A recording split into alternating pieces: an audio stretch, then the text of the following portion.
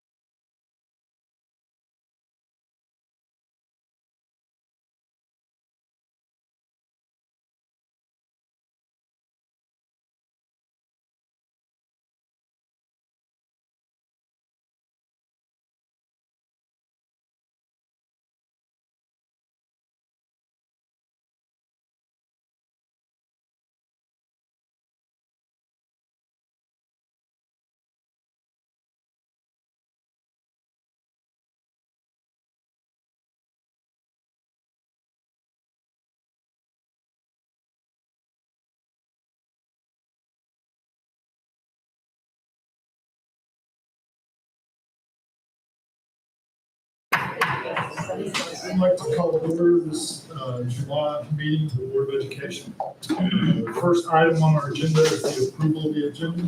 Do I have a motion? So moved. Any second? Second. All in favor? Aye. The second item on our agenda is approval of the minutes of the June 26, 2024 meeting. Do I have a motion to approve? So moved. Second? Second. All in favor? Board members, I want you to meet a very special friend of ours named Reuben Greer. Reuben, come on up here, man.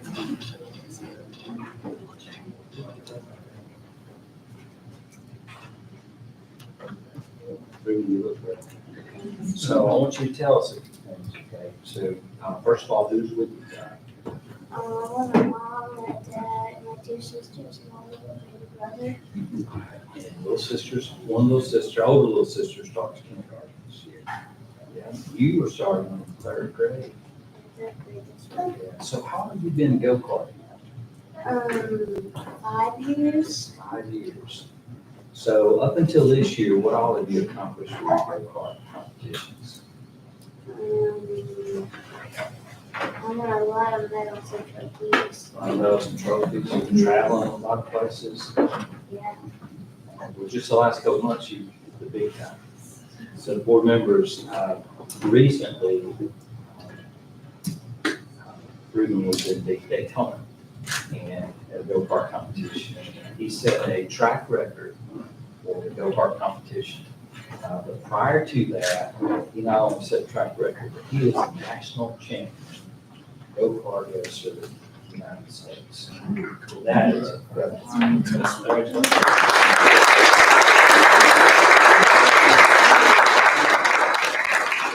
What were you gonna say? That I think I have 32 trophies and medals put together. Have we built a large enough ring for those trophies? Yeah. All right, so what's the track record now at Daytona? I think it was like 49 seconds. 49 seconds. And how long, Stephen, how long was the track, the course? Running? So the go-kart track is the track is inside the main Daytona track. Yeah. And so we were able to go there. That was another national race that he won. So he set pole position, won the race, and got the track record. And he said that's his favorite win because that's his favorite NASCAR track. Yeah. That is good. So, what are your dreams now about the go-kart race? What's next? I'm thinking that I want to go to like whatever comes in my life. Like if I will go to like F1, F3, NASCAR, IndyCar. Wow. I'm just gonna see what comes. Yeah, so when you race in Indianapolis or Talladega, you're all Yeah. That's so impressive. And so, like I said, Ruben's third grader, Susan, is here to the principal.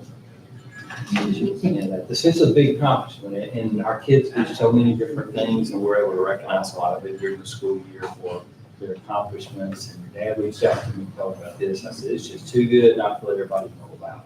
And you were featured in an article recently too. You made headlines the best day of the boys too.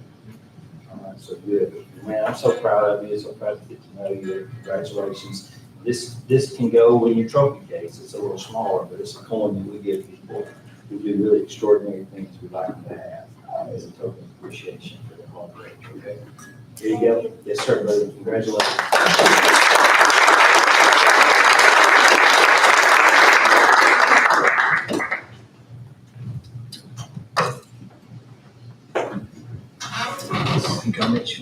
That's awesome. Congratulations, Ruben. That is a great accomplishment. We appreciate you making time to come visit with us.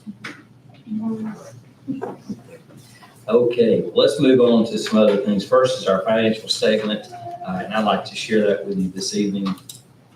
You have the financial statement from June 30th, 2024, the check register that you've been able to review. As of June 30th, we have collected 107.8% of our budgeted ad valorem tax revenues compared to 102.5% we received last year at this date. I would just note for you that our practice of conservative budgeting, typically we're hopeful that we're able to realize something above that at the end of the year. We have been able to at this point as well. Our total expenditures and transfers out in the general fund as of June 30th were 77.6% of the budget compared to 80.4% last year. In the ninth month of our fiscal year, with all things being equal, we should be at 75% of our budget expenditures. So we're just slightly over that, but in better shape than last year. That's due to payments for some annual expenditures and early lease payoffs we've made. So the monthly financial statement and check registers are available for viewing on our website. And upon your approval, all bank accounts have been reconciled as of June 30th, 2024, and I recommend the approval of the financial statement. You've heard the superintendent's recommendation to approve the financial statement for June 2024. Do I have a motion? So, Do I have a second? Sorry. All in favor? Thank you. I want to make one note I did mention to you just as a reminder. One of the things that Court instituted this year was the way we would do our banking and take advantage of high interest rates. That's the one thing that is advantageous for us. And because of that, through the ninth month, we are almost at $1 million in interest accrual this year. That is a fantastic contribution to our general fund and getting our general fund in the shape it is in today. So I want to continue to commend her for that work. Yeah. All right. Item 6 is consent items, and I recommend the board approve these. And it's disposal of property. So you know, and generally summarizing for you, it's kitchen equipment, it's books and materials, and it's technology. And I recommend the board approve these consent items. You've heard the superintendent's recommendation to approve the disposal of the board property. Do I hear a motion?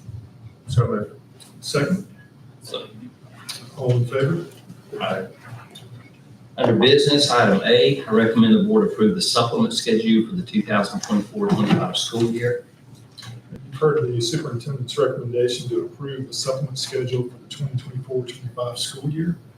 Do I hear a motion? So moved. Do I hear a second? Second. I'll offer a comment about this. As you know, the objective of this board has been to make sure we have competitive pay structures, both in salary and supplement as well. So we do an annual review of this and make any adjustments we think we need to for competitive purposes. And I appreciate the work that Meredith and her team has done. Amy, in getting all this put together, it's a mammoth task before school starts, but it allows us to begin the payments and supplements. So I recommend these to you for approval. All in favor? All right, item D, I recommend the board approve updates to the parent and student handbook. You've heard the superintendent's recommendation to approve the updates to the parent and student handbook. Do I have a motion? Second? Second. Board members, we asked parents in the spring to sign that they have read the parent-student handbook, knowing that each summer we're likely to have some additions, changes made, and many times that's driven by legislative actions, and that is the case as well. This time, we do have some legislative references that we've added based on some approval of bills into law during this past legislative session. So you've seen those outlined. But just more specifically, I would comment that teacher bill of rights is one example, student due process is one example. Those are two of the ones that are more pertinent to things that you may be dealing with as a board. So I recommend approval of parent-student handbook. All those in favor? Aye. Item C, I recommend the board approve the bid for custodial paper supplies. You've heard the superintendent's recommendation to approve the bid for custodial paper supplies. Do I have a motion? So moved. Second? Second. Board members, this bid and the next one can be a little bit confusing looking at it, but to make it simple for everyone, any of the public that looks at this, we are looking at unit counts and unit prices because you have to estimate as best you can what the total is going to be, but we really, in fact, don't know how much paper we're going to consume in a year. So the unit price is what determines the low bid in this case. And Cintas has worked with our system in other ways over the past several years and do a good job. You've heard the superintendent's recommendation. All in favor? Aye. Item D is the contract. I recommend the board approve the contract for custodial paper supplies. You've heard the superintendent's recommendation to approve the contract for custodial paper supplies. Do I have a motion? So moved. Second? Second.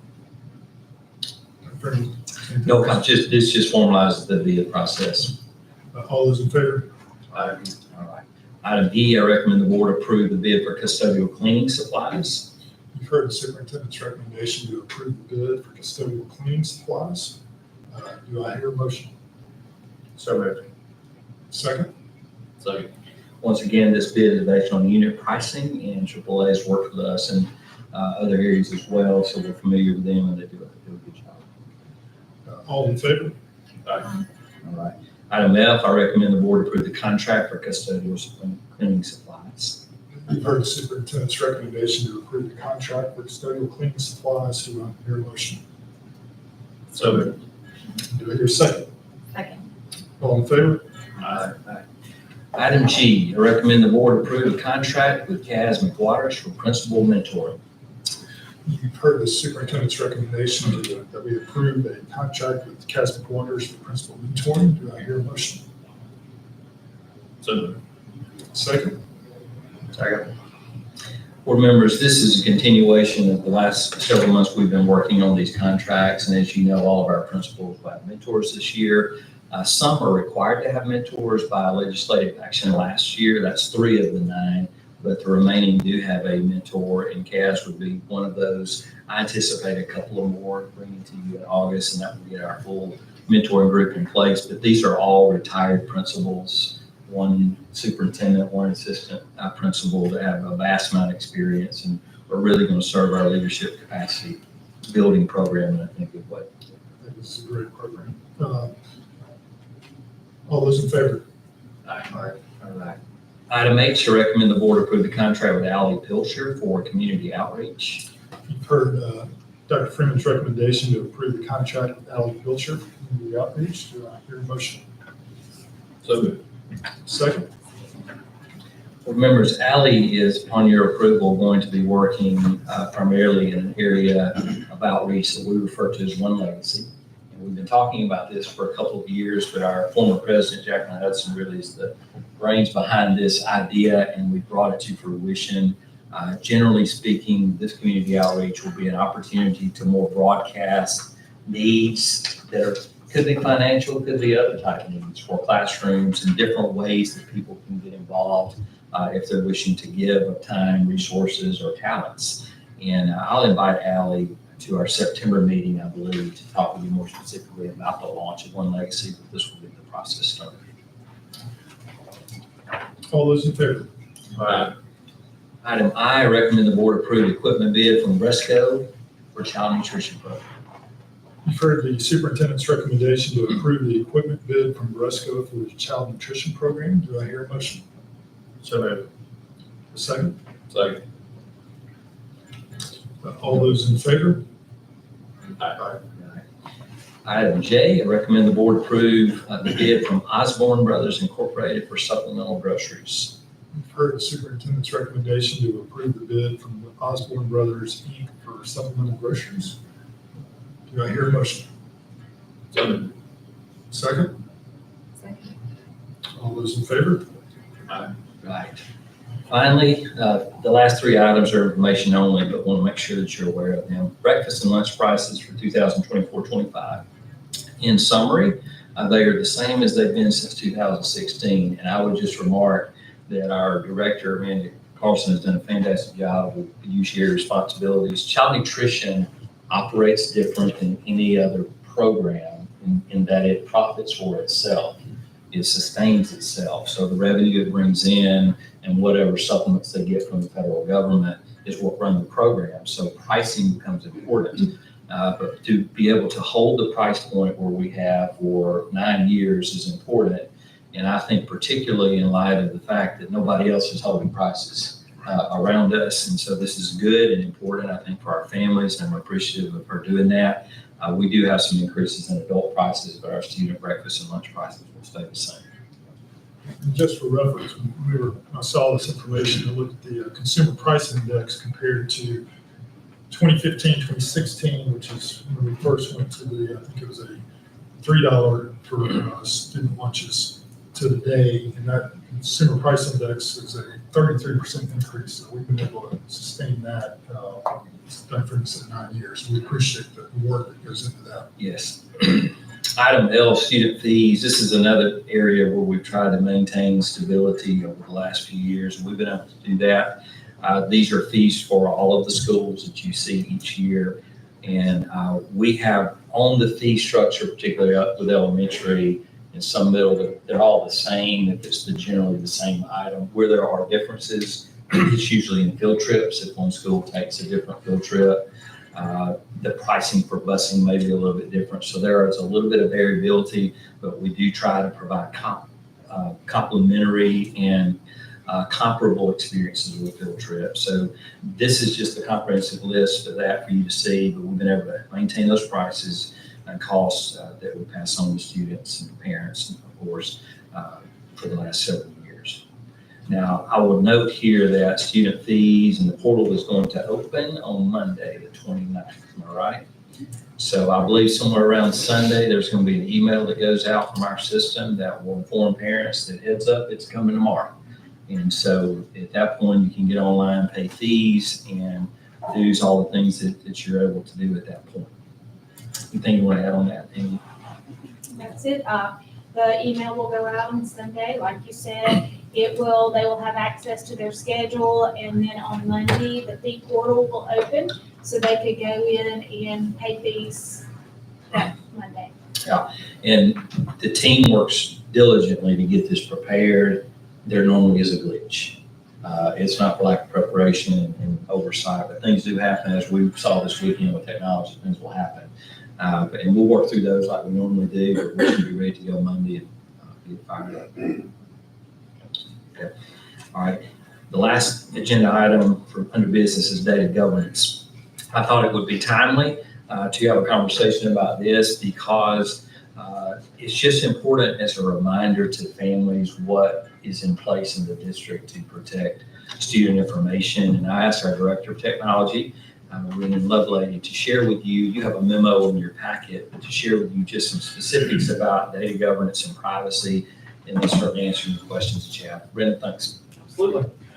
So I just briefly want to go over how VHCS, we protect student data and our data governance policies that we have in place. for both FERPA, COPA, and SIPA. And just briefly, I want to go over what those acronyms mean. So FERPA is our Family Educational Rights and Privacy Act. And in summary, that basically protects all of our grades, transcripts, health data, basic demographic information that's held by our student information system, PowerSchool. COPA is our Children's Online Privacy Protection Act. And this basically governs the online collection of personal information, personally identifiable information for our students under 13. And then SIPA, the Child Internet Protection Act, it's a requirement for schools to implement internet safety policies to protect children from harmful online content. And I will add that SIPA is a requirement for our firewalls, all of our technology at the technical level.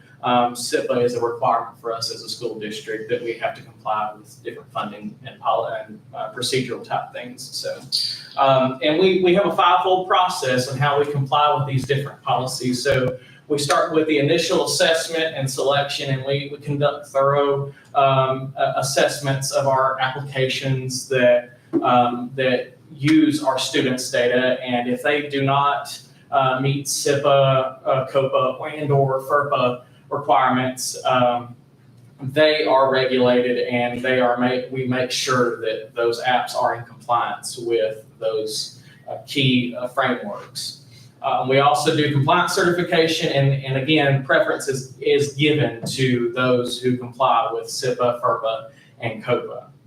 We also have some contractual safeguards in place, so we include stringent data policies for our vendors, so they have to sign a memorandum of agreement and an acceptable use policy before they get access to our data. And we have to ensure and make sure as a department that the data that's being handled by those vendors are compliant with COPA, FERPA, and SIPA. And then we monitor that. So we have an ongoing monitoring and auditing process that we conduct routine digital tool evaluations, make sure that it's properly being utilized, and making sure that that data is protected. And then our administration monitors those apps, and we undergo a process to making sure that we are in compliance and adherence to privacy standards. And then we provide training and awareness to our staff as well. So we provide routine training for our educators and staff on the importance of data privacy in our school district, and we follow up with some different examples of FERPA, COPA, and SIPA in those trainings, so our educators and staff are aware of those policies and procedures in our district. And the same goes for parent and student awareness. We have different policies and procedures in place, so they are aware of what's happening with their data once it enters our school district. And then the last one, we have an incident response plan for all of our data and regulatory frameworks. We have breach protocols outlined in that incident response plan, and I'm happy to provide that incident response plan if we have to, if it is needed. We have comprehensive protocols in place to identify and assess threats and making sure that we're protected as a district. And overall, I'm very confident that the potential outcomes are that we can enhance data protection as a school system. That's obviously one of the things that we want to continually monitor. And we want to build trust and transparency. So that's another potential outcome of this strategic plan, and also regulatory compliance with all the major frameworks that we have to abide by as a school district. Brendan, when you talk about apps, there is an approval process in Yes. place when apps are being used that have student data, is that correct? That's correct. So educators now have to go through an approval process for any app, whether it's free or paid for, and they have to certify that that memorandums of understandings have been signed with that application. And it goes through our curriculum and instruction departments, and it goes through our different administration processes to verify and making sure that that's a effective and sustainable application for our district. There have been a couple of situations that have made headlines in the last month. One was at the State Department, and one was more of a global matter. Can you just brief the board on any implications either of those have had. At this time, there are no implications to our district. The global event was more of a software-based. It was not an attack, but it was a software-based glitch by the vendor. So that had no effect on us as a district because we chose to go with a different vendor for cybersecurity protection. And then at the ALSDE level, we have not identified any breach of data with our staff or our students at this time. Question, board members? Appreciate the work on this too. Under personnel, I recommend the board approve the personnel items as submitted. Board, you've heard the recommendation of Dr. Freeman to approve the personnel items as submitted. Do I hear the motion? So moved. Second, Second. all in favor? Aye. Wait, I'm gonna move over if that's okay. Sure, So that you can capture the screen and my comments on all of this. All right, I'm gonna make a relatively brief presentation to you, but something I like to do in July is to just give you an overview of strategic plan, as that's the basis for what we do, what we strive to do, and try to get better at doing each year. And it's guided around, of course, our mission and our goals. So just as a reminder, of course, to you board members and to our public, our mission is to provide the opportunity for every student to learn without limits. And we distinguish that in 5 different ways. And I will tell you, this is the mission, this is the purpose of what we do. And I will tell you, we're always having to work on it and always having to get better. It's an evolving thing, but I'm confident that that's the approach that our employees take, that we are striving to get there. To provide learning opportunities without limits. That is quite a lofty mission, but that's what we want it to be, so that we're always working to improve and get better. And with that in mind, we basically have 3 goals that we work from. The first one is that we have, profound achievement, profound learning that's taking place that meets the expectation of families and meets the expectation of students and certainly the expectation of our staff. But profound learning is learning at a high level, which means there's got to be great engagement in the classes. And so there's a lot of detail that goes into the work around this goal. And this is our core work. It's about academic and other types of achievement. It is about learning. The second goal is how we confront the challenges that our students face. It's about how we create safe environments and teach them perseverance and the type of things we need them to learn to confront the challenges that are inevitably going to face all of our students. And then the third goal, I just really describe this as the way that we put systems in place so we can do goals 1 and 2. That's our core work. And the third goal is just to make sure we have an organization that has systems in place to make all of these things happen. So that framework is really what guides us. I want to focus with you on 3 different areas of the plan that I just think are important to highlight. And there's a lot of work that happens within these goals, but these 3 are things that we can work from. The first is that we have elite educators. I think that we all understand the importance of educators, and without question, as I told our new teachers this morning, the single most important variable to learning success in a school is the classroom teacher. There's nothing that takes the place of that. So certainly we want elite educators that do all of the different things that we need done in our school.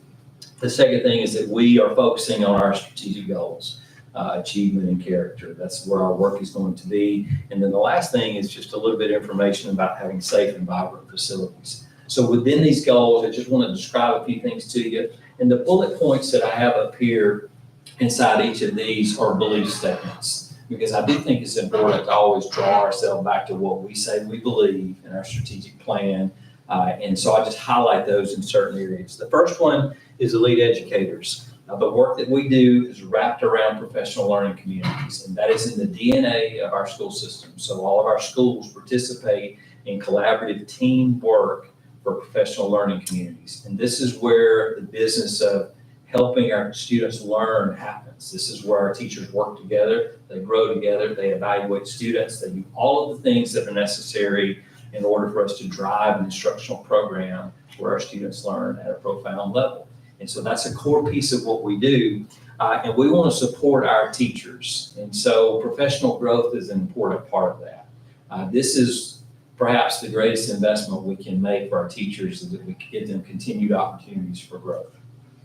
I would tell you that this summer, I think the board took a really big step in terms of your approval of a salary schedule that creates a much more competitive structure for our employees. That was timely, it was needed, it's long since needed, and I appreciate your willingness to do that and support it. That's one piece of what we do. There are other things that we do. This year we have somewhere around 25 or so teachers that are going to be participating in a national board certification process. And this is a rigorous process for them to learn to excel and grow in their pedagogical skills.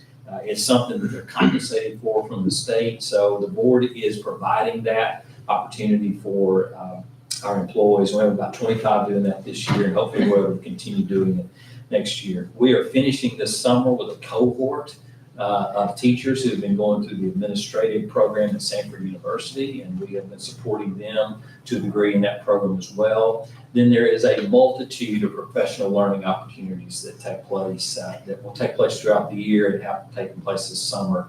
This is a really important part of our work, that we invest in our teachers.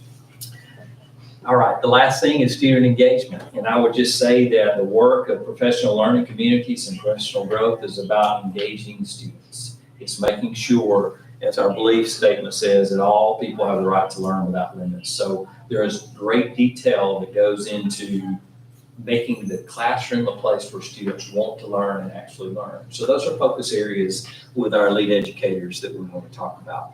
As it relates to academics and achievement, you know, this year we have taken a big step in terms of what we're able to do with STEM programming throughout our school system.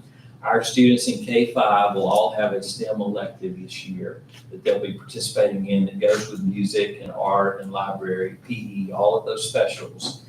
STEM will be introduced. So this spring, you approved that. We appointed 5 teachers for that program. They have been working hard this summer, but they don't really start their contracts until August 1st. So in order to do this to the best we think we can do it, they're going to have about 3 weeks where they prep and get ready. And I think post-Labor Day is when we're going to start the special, just so you know that. But they're going to be driving and getting ready. We have classroom furniture that's coming in, a lot of supplies that are going to take place, but we need a little bit of ramp-up time to get it going. But I'm so excited about this. And I think it is going to be a great value add to what we're doing in science and math in the classrooms. In our grades 6 through 12, we're continuing to expand the programming for our students in STEM, especially in health science and engineering. We have employed a second health science teacher this year at the high school, and I believe Bill's here. We're full in those classes. Blair, we're full in those classes and probably have a waiting list that want to get into the health science classes. Yeah. On the engineering side, I think the same is the case. That program's going to start building itself up from the freshman levels. Those classes are full as well.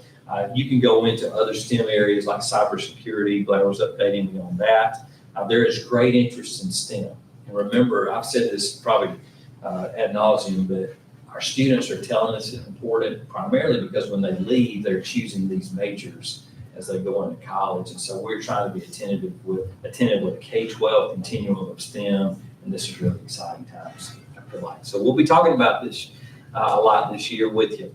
Technology, this is a place where it's always evolving and things are always changing, but the phrase artificial intelligence is something you're hearing more and more and more about. We're aware of it as well, and we know that it has got some value in ways for our school, for our students, for our teachers, but we're going to be working on that this year. Dr. Amy, Brendan, they're going to be revitalizing a data governance committee. There's going to be an artificial intelligence type committee that's put together that's going to be evaluating best practices, guardrails, things we need to have in place to best protect our students and protect our families. And board members, I do want you to know that this year I want to strengthen the conversation around student cell phone use. The State Board of Education asked the local boards back in the early spring to consider policies and make sure that they are done in such a way that does not create overuse of smartphones or mobile phones in schools and classrooms. I will tell you that our principals in each of our schools, K-8, have very restrictive cell phone policies. 9 through 12 has a little bit more liberal use, but Blair, I think, will tell us and Bill that doesn't include using them in classrooms.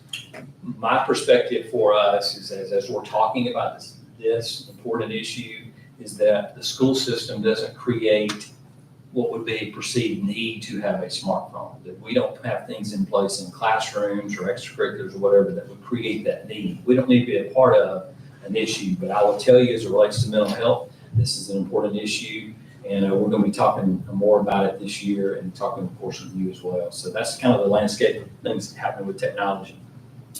The other thing is just the general well-being of our students, and there's a lot of our beliefs wrapped around well-being of our students, things that we think are important. And I just want to tell you that we're going to continue the strong emphasis in our character program in our collaboration with Hope Institute at Sanford University. We believe character is the essence of confronting challenges. It doesn't answer everything, but it helps our students be equipped with the challenges they face. And the character work our schools are doing in cooperation with Hope is fantastic. And importantly, it walks alongside of parents because we're partnering in this work. We're not coming up with this ourselves. This is the idea of how we partner with parents and the community to put values, structures in place, and character programs in place that help our students be successful. So that's a well-being thing that we will continue to strongly emphasize. And so in addition to that, the campus areas themselves is around safe and vibrant facilities. This is just something that's always top of the list, that we have safe and secure environments. And we are continuing to do things with upgrades, physical upgrades to our campuses, administration of how we do safety and security, our partnership with our school resource officers, our fire department. All of those things are important and continue to be priorities for us. But in addition to that, we want to be mindful that we do have aging facilities, and you've heard me say it the last couple of years. This is a place where we've got to continue to focus on how we get things done that need to be done that create safe and healthy spaces. And while our budgets are much more optimistic and will be next year than we've had in the last several years, we still have a long way to go before we can meet the needs of our aging buildings to handle some of these things. So that's going to be a focus point again, and how we be creative and get to a point, hopefully in the next few years, where we can try to address some of these issues. That's a real quick highlight of focus areas and strategic plan. Questions or thoughts you want to share? I know that some of us had some conversations, but I'm glad we're looking at the cell phone usage. And I know as a parent, there's both, you want to be able to communicate with your child in school, give them who's picking you up, or after school plans have changed, but also we don't want children to feel like they have a need to have a phone in school. And also to address there's a lot of commentary out there now about the mental health impact of what social media is doing. And we want to be not contributing to some of those.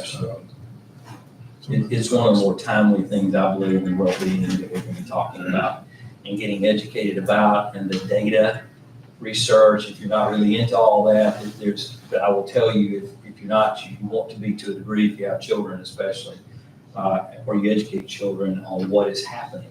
It's rich enough for us to have information on what we ought to be doing as a society. So I look forward to those conversations. All right. Okay, busy year. That brings us to the public comment portion of our agenda. And I'll just remind you that at this point we will open. We have one person who's signed up. It's been a protocol for doing public comment. And the individual desiring to speak shall stand and give his or her name and their address. The presentation should be as brief as possible, and in no event shall such address exceed 3 minutes. The speaker may make statements about their particular concern with school operations and programs. In public session, however, the board will not hear personal complaints against particular school personnel or against any person connected with the school system. Other means are provided whereby the board may consider and dispose of legitimate complaints involving individuals and employees within the school system. Further, the board does not typically respond to comments during public participation. We've got one individual who's requested to speak, and that is Mrs. McCorkle. Thank you.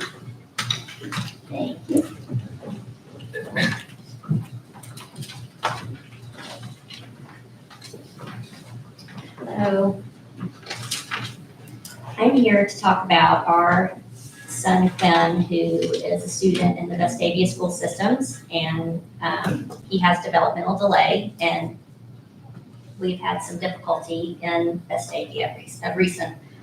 So when Quinn was 6 months and not meeting developmental goals, we began therapy through the state and privately to ensure his social and academic success. We chose a school district known for its excellence in special education programs, and we chose Vestavia.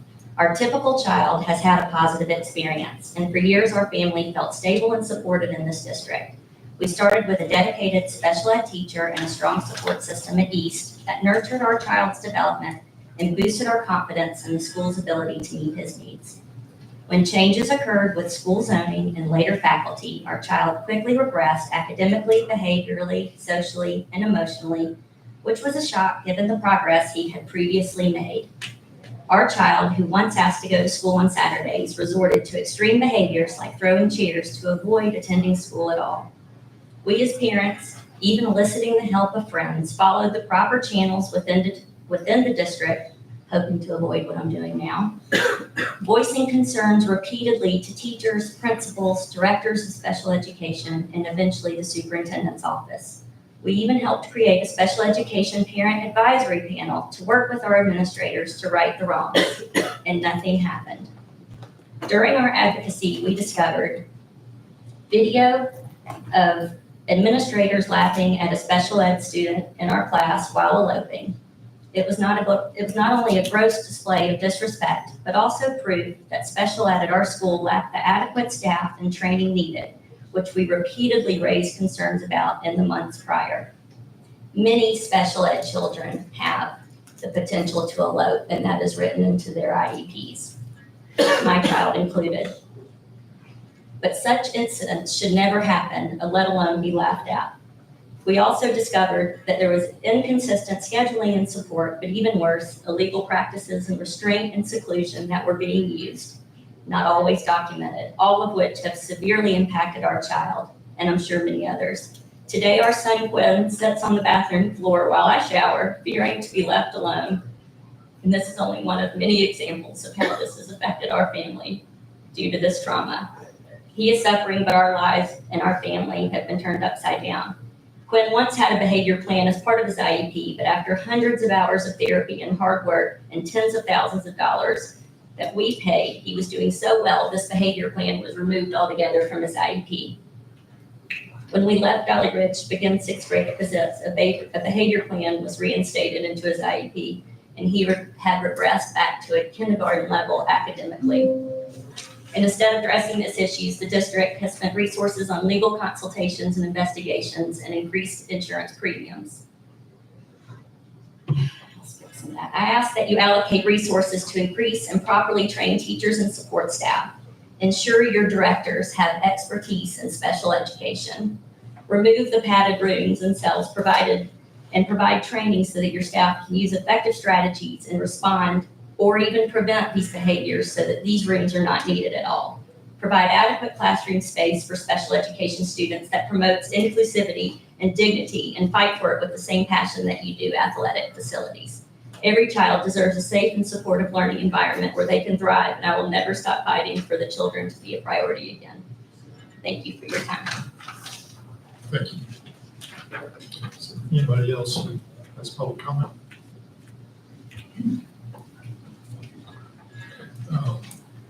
With that, do I have a motion to adjourn? So moved. Second, Second. all in favor? Aye. We're adjourned.